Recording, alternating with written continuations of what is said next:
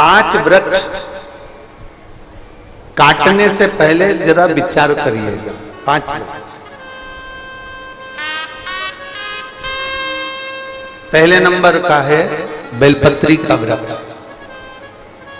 दूसरे नंबर पर है पीपल का वृक्ष, तीसरे नंबर पर है वट वृक्ष,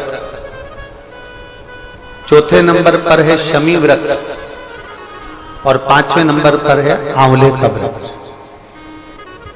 ये 5 वृक्ष ऐसे हैं जिनको काटने का, जिनको निकालने का तरीका भी हम पूर्व में जो कथाएं 2018 की 2019 की जो कथाएं आप लोगों ने कुबेरेश्वर धाम से सुनी होगी कोरोना महामारी में, उसमें हमने इसका तरीका भी बताया है कि आपको बेलपत्री का वृक्ष कैसे निकाल देना चाहिए। अगर आपको पीपल का वृक्ष काटना है तो उसको किस तरह से काटना चाहिए, आपको बट का वृक्ष काटना है तो उसको कैसे काटना चाहिए, शमी का वृक्ष, आंवले का वृक्ष यदि आपको काटना है तो उसको कैसे काटना चाहिए। ये सारा तरीका हमने 2018 की 2019 की कथाओं में वर्णन किया है। YouTube पे डली होंगी कथाएं, आप उसमें सुन सकते। 5 वृक्ष को काटने से पहले, 5 वृक्ष को निकालने से पहले विचार करना चाहिए।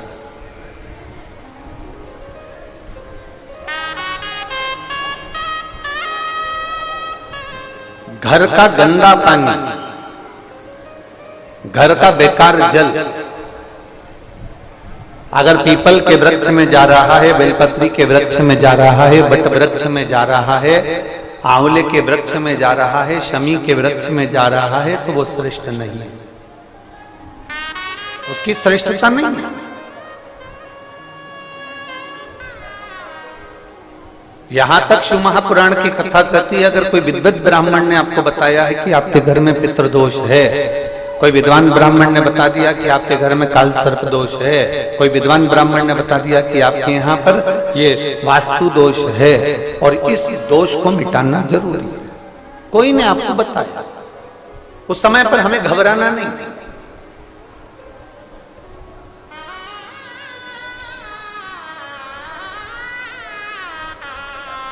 उस समय में घबराने का क्रम नहीं है।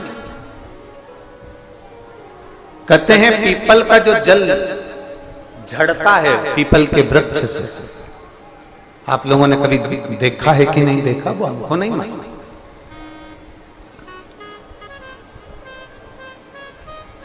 कितना भी अगर कोई वास्तु दोष बता दिया, पितृदोष बता दिया, काल सर्प दोष बता दिया, कितना भी अगर कोई दोष बता दे, तो पीपल का जो जल वृक्ष में से झड़ता है, कभी कभी आप उसके नीचे हाथ रखकर देखना, थाली रखकर देखना, उसमें पत्थर पर देखना, तो वहां पर भी पानी के निशान आपको मिलेंगे, बूंद के निशान मिलेंगे।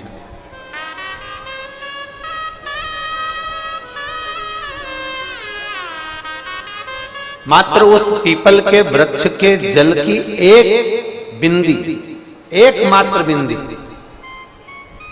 शंकर भगवान का जो शिवलिंग है, जलाधारी है, चरण है, गणेश कार्तिकेय का स्थान है, अशोक सुंदरी का स्थान है, और प्रत्येक जलाधारी में से पानी बीच में से आकर नीचे की ओर गिरता है, नीचे की ओर गिरता है।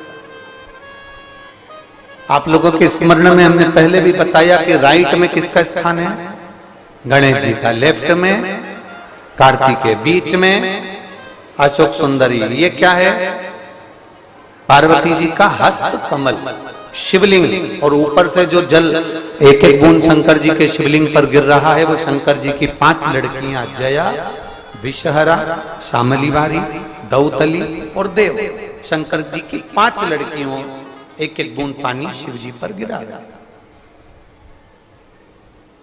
जहां जल नीचे गिरता है उस स्थान से जहां तक जल बहकर जा रहा है, उस स्थान तक 33 कोटि देवताओं का स्थान, 33 कोटि देवताओं का स्थान। अब जहां पानी आया, जहां नीचे गिरा, उसके बीच में जो स्थान होता है, आप लोगों ने देखा है कि नहीं देखा? जिनने देखा है जरा हाथ उठाओ। ये पानी जैसे यहां तक आया और यहां के बाद नीचे गिरेगा, तब वो नाली के माध्यम से बाहर जाएगा। तो जितनी दूर यहां से वो नीचे की ओर जो गिर रहा है, यहां से वो नीचे की ओर जो पानी जा रहा है, ये जो स्थान होता है, ये हमारे 3 दोषों को निवारण तुरंत कर देता है। एक हमारा पितृदोष, एक हमारा कालसर्प दोष और एक हमारा वास्तु दोष का निवारण ये तुरंत करता है। और ये तो हमने केवल आपको शिव महापुराण के माध्यम से बताया कि ये 3 दोष का निवारण कर देता है, पर यदि कभी आप ध्यान से लिंग पुराण को पढ़ेंगे, आप यदि लिंग पुराण को पढ़ेंगे और गीता प्रेस गोरखपुर की लिंग पुराण को लाकर यदि आप पढ़ते हैं, या गीता प्रेस गोरखपुर की शिव अंक को भी आप अगर पढ़ेंगे, उसका नंबर हमारे स्मरण में नहीं आ रहा है, शिव अंक को भी अगर आप पढ़ेंगे तो उसमें भी आपको वर्णन मिलेगा कि हम तो केवल 3 दोष का बता रहे हैं, पर हमारे शास्त्र तो यहाँ पर और भी दोषों का वर्णन कर रहे हैं। जैसे किसी ने बता दिया आपको शनि का दोष है, किसी ने बता दिया मंगल का दोष है, किसी ने बता दिया आपको केतु का दोष है, किसी ने बता दिया आपको राहु का दोष है, किसी ने आपको कह दिया कि बृहस्पति का दोष है, किसी ने कह दिया आपको ये वाला दोष है। दुनिया के जितने दोष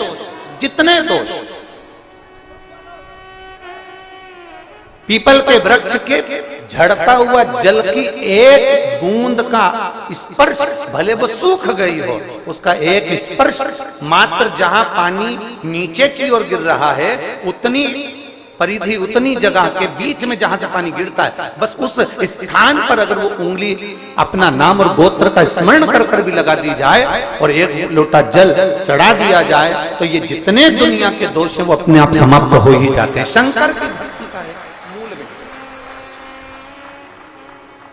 बोल बम का नारा है।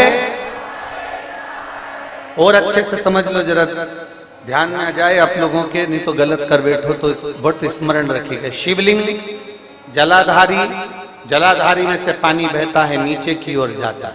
जितना मोटा शिवलिंग की ये जलाधारी होती है, उसमें से पानी जहां नीचे गिरता है, जितनी भी मोटी हो, उसमें कहीं पर भी आप बिंदी लगा सकते, कहीं उस स्थान पर आप कहीं पर भी उस बिंदी को लगा सकते। कोई कह दे तुमको कि तुम्हारा मंगल गड़बड़ है, कोई कह दे तुमको तुम्हारा राहु गड़बड़ है, कोई कह दे तुमको तुम्हारा केतु गड़बड़ है, कोई तुमसे कह दे तुम्हारा बृहस्पति गड़बड़ है, तो समझ लेना कि हमारे ग्रह की दशा को सुधारने के लिए ये जो स्थान है, बस उस स्थान पर एक बिंदु एक। अब आज के जमाने में आपने देखा होगा, जब से आप शंकर जी को जल चढ़ाना प्रारंभ करें, जब से आपने शिव महापुराण की कथा सुनना प्रारंभ करी, तब से आपने सुना होगा कि कोई भी अब ज्यादा आपको सुनने को नहीं मिलता कि वास्तु दोष हो गया, कि पितृदोष हो गया, कि कालसर्प दोष हो गया। इसके पहले का जो समय था, उस समय किसी को भी पत्रिका दिखाओ, किसी के पास भी जाओ, वास्तु दोष, कालसर्प दोष, पितृदोष, ये सारे दोष चलते रहते थे। पर तुमने जो एक लोटा जल शंकर भगवान को समर्पित करा, तुम्हारा चढ़ा हुआ जल उसी स्थान से नीचे गिर रहा है जहां हमने बिंदी लगाने का बताया, वहां से नीचे गिर रहा है, तो तुम्हारा दोष जल चढ़ाते चढ़ाते अपने आप वो दोष समाप्त होता चलेगा। सारी समस्या का हल एक ही लोटा जल। आप जो भगवान शंकर को समर्पित कर रहे हैं, आप भगवान शिव को जो दे रहे हैं, उसमें एक मूलता का भाव प्रकट कर अपने।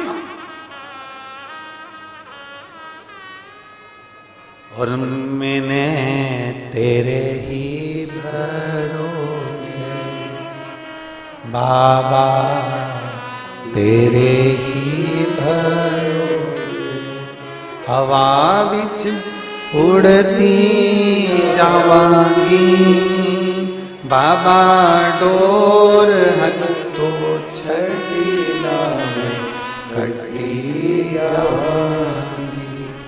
भोले मैं तेरी पतंग, शंभो मैं तेरी पतंग, हवा बिच उड़ती जवानी, बाबा डोर हथो छड़ी नाम कटी जावानी।